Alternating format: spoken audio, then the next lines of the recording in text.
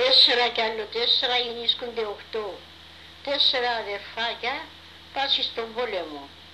Στον δρόμο που επηγαίνα συνεπεινάσασι, εκάτσασι να φάσει μα εριψάσασι. Ευρήκαν ένα λάκκον των 100 οριών. Ερίψασι λαχνίδι μπιωσαν να κατεβεί. Μα το λαχτήρι έβεσε μπας στο μικρότερο.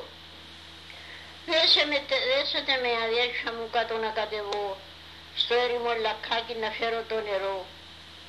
Ερίσαν τον τα αδέρφια του, ερίσαν τον τα αδέρφια του κάτω να κατεβεί, στο ίμιση του λάκκου άρχισε φοβηθεί. Τραβάτε με αδέρφια μου και ήβρα το νερό, μα έμπικρον και μαύρο, μα και φέρμα καιρό. Τραβήσαν τον τα αδέρφια του και τον ευγάλασι, νιώφες και τα φίδια τον κατεφάγασι. Για πέστε της μανούλας μου πως επαντρευτικά και πήρα μια κοπέλα που ξεύρει μαγικά. Μαγεύει τον αέρα μα και τη θάλασσα.